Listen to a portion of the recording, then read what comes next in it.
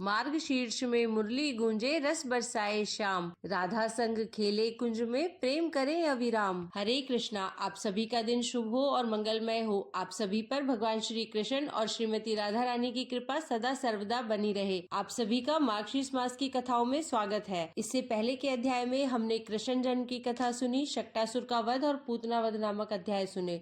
आज हम सुनेंगे इसके आगे के अध्याय। सूत जी बोले, हे शौनक जी, नामकरण होने के बाद जैसे जैसे समय बीतता गया वैसे वैसे कृष्ण और संकर्षण बड़े होते गए। वह घुटनों के बल चलने लगे। उन दोनों की आकृति, प्रकृति और व्यवहार एक समान था। उनको देखकर ऐसा लगता था कि मानो एक शरीर के दो भाग हो गए हैं। उन दोनों की अलौकिक क्रियाएं देखकर सब प्रसन्न हो रहे थे। उनका गोपवेश बहुत प्यारा लगता था। मुनिवरों, दोनों बालक गोप गोपिकाओं को स्वामी कार्तिकेय के समान सुंदर लगते थे। दोनों की नटखट लीलाएं देखते ही बनती थी। दोनों अपने कौतुकों के द्वारा सबको आनंद दे रहे थे। दोनों अपने छल के द्वारा नंद और यशोदा को बेहद तंग किया करते थे। हे मुनिवरों, उन्होंने एक दिन यशोदा को खूब छकाया। इस पर वह खिजला गई। वह श्री कृष्ण को पकड़कर छकड़े के पास ले गई। उनकी कमर में रस्सी बांध उखल से बांधकर बोली, ताकत हो तो इससे छूटकर भाग जा। और वह अपने कार्य में लग गई। यशोदा निश्चिंत थी कि कृष्ण अब वहां से हिल नहीं सकते, अतएव अपने कार्य में लगी रह गई। उधर उखल में बंधे श्री कृष्ण रेंगते रेंगते उखल के साथ आंगन में आ गए। देखते देखते यमलार्जुन वृक्षों के बीच उखल टेढ़ा फंसाकर रह गए। जोर लगाकर खींचने लगे। इस प्रकार खींचने से वह दोनों वृक्ष समूल उखड़कर पृथ्वी पर गिर पड़े। भगवान श्री कृष्ण उन दोनों के बीच खड़े होकर हंसने लगे। ब्रिजवासियों पर अपना चमत्कार प्रदर्शित करने के लिए उन्होंने यह लीला की थी। यशोदा द्वारा बांधी रस्सी उनके पराक्रम के कारण अत्यंत दृढ़ हो गई थी। हे मुनिवरों, जब यमुना मार्ग में जाती गोपिकाओं ने यह चमत्कार देखा तो वे आश्चर्य प्रकट करती यशोदा के पास आई और बोली, हे ब्रजरानी, शीघ्रता से चलो, विलंब न करो। जिन यमलार्जुन वृक्षों की हम पूजा करते थे वह तुम्हारे बालक पर गिर पड़े हैं, और देखो तुम्हारा बालक उनके बीच खड़ा हंस रहा है। वह रस्सी से भी बंधा है। तुम्हारे जैसा मतिहीन कौन होगा? तुम्हारा बालक बाल बाल मौत के मुंह से बचा है। तुरंत दौड़कर जाओ। गोपिकाओं से यह बात सुनते ही वह व्याकुल होकर दौड़कर घटना स्थल पर गई। उन्होंने देखा कि दोनों वृक्ष गिरे पड़े हैं। उनके बीच रस्सी से बंधे उकल खींचते हुए कृष्ण हंस रहे हैं। यमलार्जुन वृक्षों के गिरने का समाचार सर्वत्र फैल गया। ब्रिज के तमाम गोप गोपिकाएं देखने आने लगे। परस्पर वे वार्ता करने लगे, यह विशाल वृक्ष कैसे गिर पड़े? न वर्षा, न आंधी, न तूफान, न बिजली, न हाथियों का उपद्रव, फिर भी यह कैसे गिर गए? ब्रिजवासियों द्वारा लगाए गए वृक्ष ब्रजबालाओं के लिए उपयोगी थे, उसके बावजूद उनको दुख न हुआ। कारण इस दशा को प्राप्त होकर भी वृक्ष प्रसन्न थे। इसी कारण बालक को किसी प्रकार की क्षति न हुई थी। वह सकुशल बच गया था। अतएव टूटे हुए वृक्षों को ब्रिजवासी स्वयं धन्यवाद दे रहे थे। गोपराज नंद चिंता में पड़ गए। छकड़े का टूटना और राक्षसी अर्थात पूतना का मरना, यह दो उत्पात पहले ही हो चुके थे। यह तीसरा उत्पात हुआ था। वह शंका से भर गए। अब यहाँ ठहरना ठीक नहीं है। उन्होंने कृष्ण को गोद में उठा लिया। प्यार करते हुए वापस आ गए। यशोदा को भी मीठी फटकार लगाई। हे मुनिवरों, यशोदा द्वारा भगवान श्री कृष्ण की कमर में रस्सी बांधे जाने के कारण दाम अर्थात चिन्ह पड़ गए थे। इस कारण उनका एक नाम दामोदर भी पड़ गया। इस प्रकार क्रीड़ा करते हुए मुनिवरों, श्री कृष्ण और संकर्षण 7 वर्ष के हो गए। दोनों गोप अर्थात ग्वाला वेश में बहुत सुंदर लगते थे। वह दोनों गौए चराने वन में जाया करते थे। बंसी बजाते घूमते थे। नाना प्रकार की क्रीड़ाएं कर ब्रिजवासियों का मन मोह लेते थे। एक दिन कृष्ण अपने भाई संकर्षण से बोले, भैया, इस ब्रिज में हरियाली कम हो गई है। इसके वृक्ष काट डाले गए हैं। गाय ठीक से चारा नहीं पाती है। इस कारण हमें यह स्थान त्याग देना चाहिए। पास ही में वृंदावन नाम एक बड़ा प्यारा स्थान है, जहाँ प्रचुर वास है। वन भी बड़ा प्यारा और सघन है, अतएव हम सबको वहीं वास करना चाहिए। कुछ ऐसा उपाय करे कि ब्रजवासी भयभीत होकर इस स्थान को छोड़ दे। मुनिवरों, भगवान की यह इच्छा होते ही उनके शरीर से, उनकी कृष्ण देह से काले मुख वाले बहुत से भेड़िए उत्पन्न हो गए। वह सब अपना आतंक फैलाने लगे। ब्रिजवासियों पर आक्रमण करने लगे। रात्रि में बालकों को उठाकर चलने लगे। दशा यह हो गई कि यमुना तट पर जाने से लोग डरने लगे। कुछ समय बाद यह स्थिति आ गई कि सब ब्रिजवासी एक स्थान पर रहने लगे। भेड़ियों का आतंक बराबर बढ़ता गया। इससे घबराकर ब्रजवासी आपस में विचार करने लगे, अब क्या करना चाहिए। ब्रजनिवास के योग्य न रह गया था। भेड़िए ब्रजबालाओं और गोप बालकों पर दिन दहाड़े हमला करने लगे थे। इससे घबराकर सभी ब्रजवासी गोपराज नंद के पास आए, उनसे विचार विमर्श करने लगे। सर्वसम्मति से ब्रज छोड़ने का निश्चय किया गया।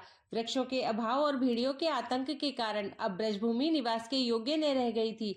नंद ने भी इसका समर्थन किया। अतएव सभी ब्रजवासी एकमत होकर एक साथ ब्रजभूमि छोड़कर वृंदावन रवाना हो गए। हे मुनिवर, भगवान श्री कृष्ण की इच्छानुसार ब्रजवासियों ने वृंदावन को निवास के योग्य बनाया। वहां हरियाली पर्याप्त थी, प्रचुर वृक्ष थे, फिर पास ही गोवर्धन पर्वत था। अतएव देखते देखते वृंदावन लहलहा उठा। गोपराज नंद और संपूर्ण ब्रजवासी आनंद पूर्वक वृंदावन में वास करने लगे। बालक कृष्ण और संकर्षण सबका मनोरंजन करते थे। उनकी बाल लीलाएं देखकर सब मुग्ध थे। इस प्रकार गोपराज नंद ब्रजवासियों सहित वृंदावन आ गए। वह सुखपूर्वक वृंदावन में निवास करने लगे। अपनी गोप प्रजा को सुखी और संतुष्ट पाकर वह प्रसन्न थे। सूत जी बोले, हे मुनिवर, वृंदावन में सुखपूर्वक रहते हुए गोपराज अपना समय व्यतीत करने लगे। एक दिन संकर्षण ने दही की भारी मटकी अनायास उठा ली। उसका यह बल देखकर यशोदा कह उठी, अरे इसमें तो बड़ा बल है।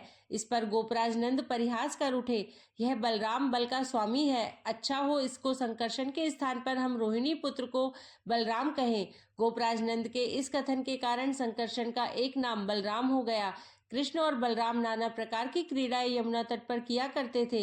मुनिवर, यमुना के उस तट पर एक दह था। उस दह में कालिया नाग नामक एक अत्यंत बलशाली विषधर रहता था। यदा कदा वह जल के बाहर आकर लोगों को त्रास दिया करता था। उसका विकराल रूप देखकर सब भाग जाया करते थे। कृष्ण और बलराम गोप बालकों के साथ यमुना तट पर इसी दह के पास नाना प्रकार के खेल खेला करते थे। एक दिन अचानक कालिया नाग दह के बाहर आ गया। उसको देखकर सब गोप बालक बेहद डर गए। वह भागने लगे। कृष्ण की ओर न देख पाने के कारण कालिया नाग दह में वापस चला गया। भगवान कृष्ण को तब क्रोध आ गया। वह गोप बालकों को भयभीत न होने का आश्वासन देकर बोले, डरने की आवश्यकता नहीं है, मैं उस कालिया को यहाँ से भगा दूंगा। श्री कृष्ण के इस कथन पर गोप बालकों को बड़ा आश्चर्य हुआ। उनके देखते देखते श्री कृष्ण कमर का फेंटा कसकर पास के एक कदम्ब वृक्ष पर चढ़ गए। फिर कदम्ब की एक ऊंची डाल से वह यमुना के उस दह में कूद गए। गोप बालक थरथरा गए। उसके इस प्रकार दह में कूदने के कारण जल में खलबली मच गई। चारों ओर से लहरें उठने लगी। उन लहरों में भगवान कृष्ण गोप बालकों को न दिखलाई पड़े। कृष्ण के जल में कूदने की ध्वनि सुनकर कालिया नाग तत्काल जल में खड़ा हो गया। उसका पंचमुखी फन क्रोध के कारण बेतरह कांप रहा था। जिह्वाएं लपलपा रही थी। उसके नेत्र लाल हो गए थे। वह क्रोध में भरकर फूंकार मारने लगा। उसके ऐसा करते ही दह का सारा जल खौलने लगा। उसकी भयानक फूंकारों के कारण दह का जल विपरीत दिशा में बहने लगा। मुनिवरों, कालिया सबसे खतरनाक विषधर था। वह कंस का परम मित्र था। उसको कंस का समाचार मिल गया था कि कोई बालक कंस का वध करेगा। इस कारण वह अपने तट पर आने वाले हर बालक पर हमला किया करता था। उसकी बड़ी इच्छा थी कि वह जिस बालक का जन्म कंस का मारने के लिए हुआ है वह उसको डस ले। उसने दह में कूदते हुए बालक को देखा। वह और फूंकार मारने लगा। मुनिवरों, कालिया का वह भयानक विकराल रूप देखकर गोप बालक सिर पर पैर रखकर भागे। दह में तो मानो प्रलय आ गया था। कालिया दह में कूदे बालक को तलाश करने लगा। उसकी फुकार इतनी ज्वालामय हो गई थी कि आसपास के यमुना किनारे के वृक्ष भस्म हो गए। उसके तमाम परिजन भी हड़बड़ाकर बाहर आ गए।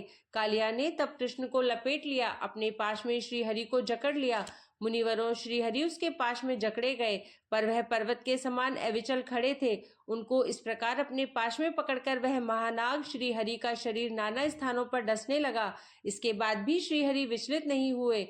बचे खुचे कुछ गोप बालक इस दृश्य को दूर से ही देख रहे थे। अतः वह घबराकर भागे। गिरते पड़ते वह नंद के पास गए। उनको यह समाचार दिया कि कृष्ण को दह में रहने वाले कालिया नाग ने पकड़ लिया है। इस समाचार को पाते ही गोपराज नंद बदहवास से भागे और सीधे दह के स्थान पर आए। बलराम भी पीछे पीछे दौड़े। दह किनारे आकर देखा, सचमुच कृष्ण को कालिया ने लपेट रखा है। कृष्ण असहाय से उसके पास में बंधे थे। यह दृश्य देखते ही गोपराज नंद समेत सभी रुदन करने लगे। बलराम ने तब क्रोध में भरकर कृष्ण से कहा, भाई देखते क्या हो, इसको नष्ट कर डालो। साथ ही वह अंतर्यामी भाव से कृष्ण से बोले, तुमको साधारण मनुष्य मानकर ये सब रुदन कर रहे हैं। तुम अपना चमत्कार कर दो। कृष्ण का बलराम से इतना सुनना था कि वह एक झटके के साथ ही कालिया के उस पाश से छुटकारा पा गए। उसके सिर पर एक लात मारी, क्रोध से उसके फैले विशाल फन पर चढ़ गए, खड़े होकर नृत्य करने लगे। उनके महाभार को कालिया सहन न कर सका, वह जल में धंसने लगा। उसके पांचों मुखों से खून की धाराएं फूट पड़ी। उसके रक्त वमन के कारण यमुना के उस दह का जल लाल होने लगा। कालिया घबराकर बोला, हे महाबाहो, मैं आपकी शरण में हूँ। मुझे ज्ञात न था कि आप श्री हरि है। मैं अब विश्रहित होकर आपकी शरण में हूँ। वह भगवान श्री कृष्ण से प्राणों की भीख मांगने लगा और बोला, मैं आपके शरणागत हूँ भगवान, और शरण में आए का वध नहीं किया जाता है। आप कृपा पूर्वक बतलाएं मुझे क्या करना है, किसके आश्रय में रहना है। कालिया के इस प्रकार आर्त स्वर को सुनकर दयालु हरि बोले, हे कालिया, तुम यहाँ से सपरिवार समुद्र में चले जाओ। भविष्य में तुम या तुम्हारा कोई वंशज यहाँ न रहेगा। तुम्हारे चले जाने के बाद यहाँ का जल निर्मल हो जाएगा। समुद्र की ओर जाते समय शायद तुमको गरुड़ का भय होगा। वह मेरा वाहन तुम्हारे मस्तक पर मेरे चरण चिन्ह देखकर तुमको क्षमा कर देगा। वह या उसके वंशज तुम पर किसी प्रकार से आक्रमण न करेंगे। भगवान कृष्ण की इस बात पर कालिया तुरंत सहमत हो गया। श्रीहरि उसके मस्तक को छोड़कर तैरकर किनारे आ गए। अति विहल और भयभीत गोपराज नंद ने कृष्ण को गले लगा लिया। उसी समय कालिया नाग वह दह त्याग कर सागर की ओर रवाना हो गया।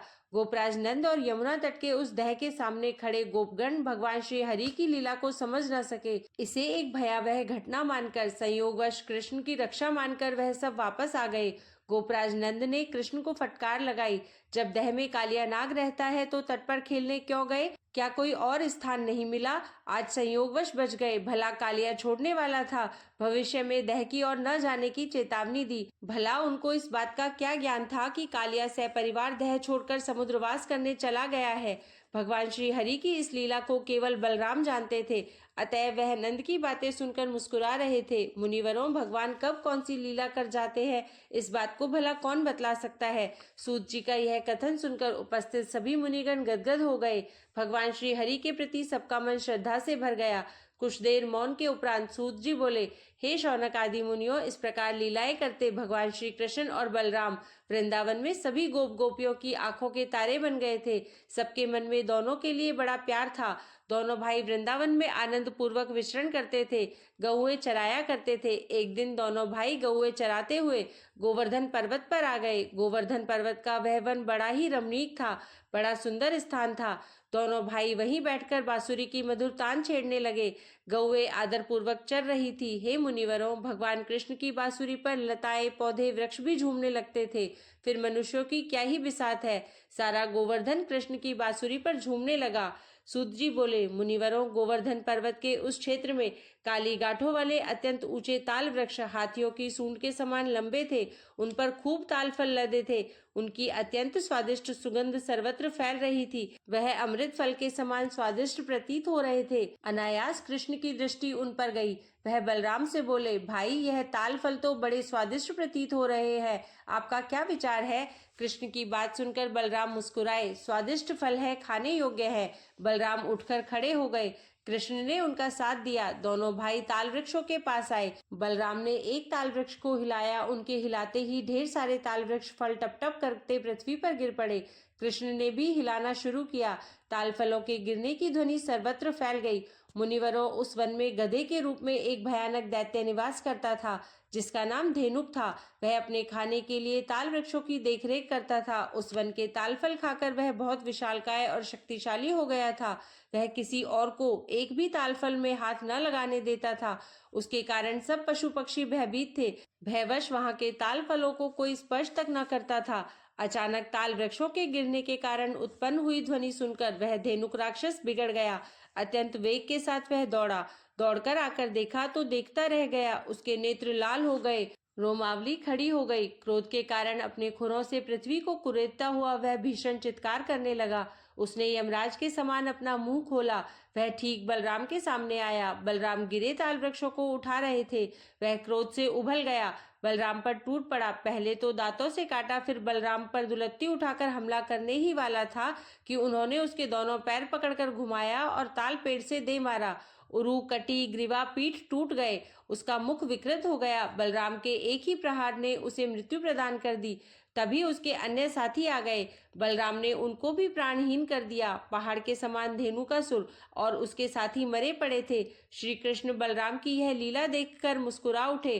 फिर दोनों भाई ताल फलों का स्वाद लेने लगे। हंसते मुस्कुराते वह गायों के पास आ गए। मुनिवरों, गोपालकों के वेश में भगवान श्री कृष्ण और बलराम अत्यंत आकर्षक लगते थे। दोनों पर मोर मुकुट खूब शोभा देता था। एक पीतांबरधारी था, दूसरा नीलांबरधारी। काले और श्वेत वर्ण मेघों के समान वह अत्यंत शोभायमान थे। बांसुरी बजाते और नाना प्रकार के कौतुक करते, गौए चराते वह वन वन डोला करते थे। उनके साथ अन्य गोप बालक भी रहा करते थे। इस प्रकार आनंद पूर्वक समय व्यतीत कर रहे थे। गोपराज नंद और यशोदा दोनों को देख देख कर सदा हर्षित होते थे। श्री कृष्ण और बलराम गोप बालकों के साथ नाना प्रकार के खेल खेला करते थे।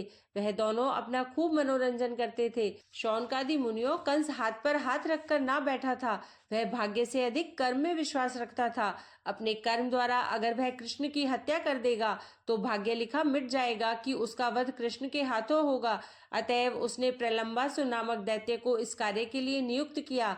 प्रलंब अत्यंत बलशाली दैत्य था और रूप परिवर्तन की माया में वह अत्यंत पारंगत था। कंस की आज्ञा पाकर वह कृष्ण का वध करने के लिए रवाना हो गया। प्रलंब नामक कंस का दूत कृष्ण या बलराम को मारने के लिए भेष बदलकर ग्वालों तथा गोप बालकों में आकर मिल गया और उनके साथ बाल क्रीड़ाएं करने लगा। सबने उनको गोप बालक समझकर अपना लिया। अपने इस कौतुक के कारण प्रलंब को इस बात का विश्वास हो गया कि कृष्ण को मार पाना कठिन कार्य है। अतएव उसने बलराम पर ही अपनी घात लगाई। गोप बालक प्राय हिरण क्रीड़ा का खेल खेला करते थे। इसमें दो ग्वाल बालक अपनी अपनी जोड़ बनाकर एक दूसरे को परास्त करते थे। हिरण क्रीड़ा के इस खेल में कृष्ण ने सुदामा को, बलराम ने प्रलंब को हरा दिया।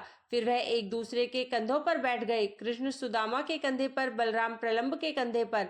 हिरण क्रीड़ा में पराजित हो गए बालक को अपने विजेता को कंधों पर बैठाकर एक निश्चित दूरी तक ले जाना पड़ता था। उस समय सब तालियां बजाकर हर्ष ध्वनियां करते थे। सुदामा कृष्ण को अपने कंधों पर बैठाकर सीधे निश्चित स्थान की ओर बढ़ गए, पर प्रलंब यह सुनहरा अवसर खोना नहीं चाहता था। उसने बलराम को अपने कंधों पर बैठाकर उसका लाभ उठाना चाहा। वह बलराम को लेकर विपरीत दिशा में भाग खड़ा हुआ। ऐसा करने के साथ साथ उसने शरीर का पहाड़ के समान फैलाव कर लिया। उसका शरीर भांडारवट और नीलगिरी पर्वत के समान हो गया। उसका रूप साक्षात यम के समान भयंकर हो गया। उसके भार से पृथ्वी धंसने लगी। मुनिवरों, प्रलंब का यह रूप देखकर तमाम ग्वाल बाल भयभीत हो गए। उसके कंधे पर बैठे बलराम ने कहा, भाई कृष्ण, अब मैं क्या करूं? इस पर कृष्ण मुस्कुराए और बोले, हम दोनों भिन्न नहीं है। संसार के कल्याण के लिए हम दोनों ने जन्म लिया है। हम एक हैं। अपने शरीर के दो भाग कर इस विश्व को उठाए हुए हैं। आप अपना नारायण रूप क्यों भूल जाते हैं? आप इनके सिर पर कसकर मुष्टि अर्थात घूसा प्रहार करें। मुनिवर, कृष्ण के सुझाव को मानकर बलराम को अपने वास्तविक रूप का स्मरण आ गया। उनकी देह में अपार बल आया और अपने संपूर्ण बल का प्रयोग कर प्रलंब के सिर पर घूसा मारा। मुनिवरों, बलराम के इस एक घूसे से उसका सिर टुकड़े टुकड़े होकर गिरती शिलाखंड के समान बिखर गया। तब बलराम ने उसके कंधे से उतरकर ऐसी लात मारी कि उसका विशालकाय शरीर एक झटके में महान पर्वत के समान जबरदस्त धमाका कर धराशायी हो गया। प्रलंब के प्राण पखेरु उड़ गए। वह निष्प्राण होकर पड़ा था। तभी आकाश में देवतागण उसकी जय जयकार करने लगे। वास्तव में प्रलंब एक ऐसा दैत्य था जिसे देवतागण मार न सके थे। अपने इस अतुल बल के कारण और प्रलंब वध करने से तमाम देवताओं ने उनको बलदेव कहकर सम्मानित किया। देवतागण पुष्प वर्षा कर चले गए। सूत जी आगे बोले, बाल गोपाल आश्चर्य से सब लीला देखते रह गए। उनको इस सब रहस्य का ज्ञान न था। प्रलंब का विशाल शरीर देखकर उनको अवश्य आश्चर्य हुआ, पर कृष्ण बलराम बिना कुछ उनको बतलाए वापस आ गए। जब बाल लीलाएं करते हुए वर्षा काल के 2 माह बीत गए और समस्त ब्रज में इंद्र पूजन की तैयारियां होने लगी, घर घर गोपगण इसकी व्यवस्था करने लगे। कृष्ण ने गोपगणों से पूछा, आप यह सब कैसी तैयारियां कर रहे हैं? यह इंद्र पूजन क्या है? इस पर ब्रजवासी बोले, पूजन का यह विधान किस लिए है, सब बतलाते हैं। इंद्र सभी देवताओं और मेघों के स्वामी है। हम उनकी पूजा करते हैं कि वह प्रसन्न रहे, समय पर वर्षा कर हमारे खेतों को पुष्ट करे, ताकि हमें भरपूर फसलें प्राप्त हो। इंद्र की इस कृपा पर ही हमारा जीवन आधारित है। उनको हम अपना आराध्य मानते हैं। उनकी पूजा से हमारा जीवन सुखमय होता है। इंद्र ही हमारे स्वामी है। गोपगण की बात सुनकर कृष्ण बोले, पर हमारा जीवन तो गोधन से चलता है। हमारे देवता पर्वत, वन और गौए हैं। वास्तव में यही हमारे देवता है। पर्वत हमारी सीमा है। अपने आंचल में नाना प्रकार के पक्षियों को आश्रय देकर वह हमारी फसल नष्ट होने से बचाते हैं। गौएं ना हो तो हम सब भूखे मर जाएं। वन हमारी गौओं को भोजन देते हैं। गिरिराज गोवर्धन हमारा सबसे बड़ा रक्षक है। हमको तो गिरिराज का पूजन करना चाहिए। इस बार हम इंद्र पूजा ना कर गिरि यज्ञ करें तो सर्वोत्तम होगा। हे मुनियों, भगवान कृष्ण ने कुछ इस प्रकार से अपनी बात को कहा कि गोपगण सहर्ष मान गए। अतएव सदा से चली आ रही इंद्र पूजा के स्थान पर गिरि यज्ञ करने का निश्चय हो गया। तब कृष्ण गिरि पूजन का निर्देश देने लगे। दूध से तैयार नाना प्रकार के भोजन जल कलशों से भरे गए। कल्पित नदियों को दूध से भरकर सब प्रकार के भोज्य पदार्थ बनाए गए। बैलों की हुकार और बछड़ों की किलोले, गौओं के रंभाने के मधुर स्वर गूंज गए। दही के सरोवर, घी के कुएं बनाकर भोज्य पदार्थों का मेरु शिखर बनाया गया। तमाम गोप समाज सज धज कर आ गया। ऐसा लगा कि देवलोक की सारी छटा वहां आ गई है। गोवर्धन पूजा स्थल के पास अग्नि स्थल, मरु स्थल बनाकर नाना प्रकार के दिव्य सुगंधित पदार्थ, द्रव्य, पुष्पमालाएं, धूप सामग्री आदि एकत्रित कर दी गई। फिर शुभ मुहूर्त में गिरिराज का यज्ञ प्रारंभ हो गया। श्रेष्ठ ब्राह्मणों ने स्वस्ति वाचन किया। पर्वतराज गोवर्धन को भोग लगाया गया। सबने गिरिराज को प्रणाम किया। गिरिराज से सबने अपनी रक्षा और समृद्धि की प्रार्थना की। गिरिराज ने भी गोप समाज को आश्वासन दिया।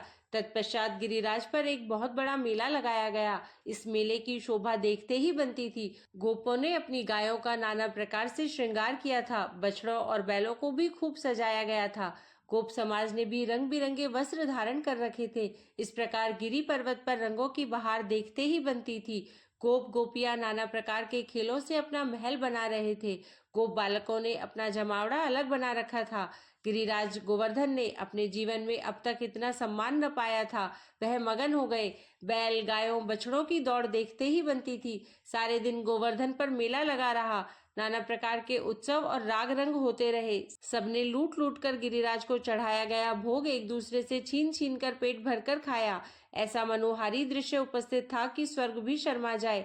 यह सब भगवान कृष्ण के कारण हुआ था। अतएव गोवर्धन बारंबार उनका नमन कर रहा था।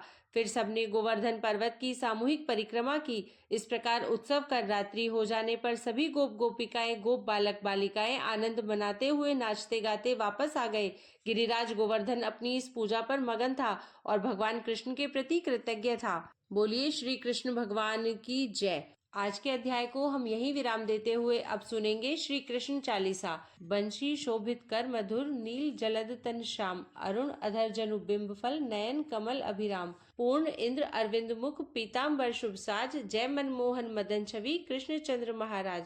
जय यदुनंदन, जय जगवंदन, जय वसुदेव देव की नंदन। जय यशोदासुत नंद दुलारे, जय प्रभु भक्तन के दृगतारे। जय नटनागर नाग नथैया, कृष्ण कन्हैया धेनु चरैया। पुनिनक पर प्रभु गिरवर धारी, आओ दीनन कष्ट निवारी। बंशी मधुर अधर धरी टेरी, होवे पूर्ण विनय यह मेरी। आओ हरि पुनि माखन चाखो, आज लाज भारत की राखो। गोल कपोल चिबुक अरुणारे, मृदु मुस्कान मोहिनी डारे। रंजित राजीव नयन विशाला, मोर मुकुट बैजंती माला। कुंडल श्रवण पीत पट आछे, कटी किंकणी काचन काछे। नील जलज सुंदर तनु सोहे, छवि लखी सुरनर मुनि मन मोहे। मस्तक तिलक अलक घुंघराले, आओ कृष्ण बांसुरी वाले। करी पय पान पूत नहीं तार्यो, अका बका कागा सुर मार्यो। मधुवन जलत अगिन जब ज्वाला, में शीतल लखतहि नंदलाला। सुरपति जब ब्रज चढ़्यो रिसाई, मूसरधार वारी वर्षाई। लगत लगत ब्रज चहन बहायो, गोवर्धन नख धारी बचायो। लखी यशोदा मन भ्रम अधिकाई, मुख में 14 भुवन दिखाई। दुष्ट कंस अति उधम मचायो, कोटि कमल जब फूल मंगायो। नाथ काल यही तब तुम लीने, चरण चिन्ह दे निर्भय कीन्हे। करी गोपिन संग रास विलासा, सबकी पूरन करी अभिलाषा। केतिक महा असुर संघारियो, कंस ही केस पकड़ी दे मार्यो। माता पिता की बंदी छुड़ाई, उग्रसेन कह राज दिलाई। मही से मृतक छहो सुतलायो, मातु देव की शोक मिटायो। भौमा सुरमुर दैत्य सहारी, लाए शतदश सहस कुमारी।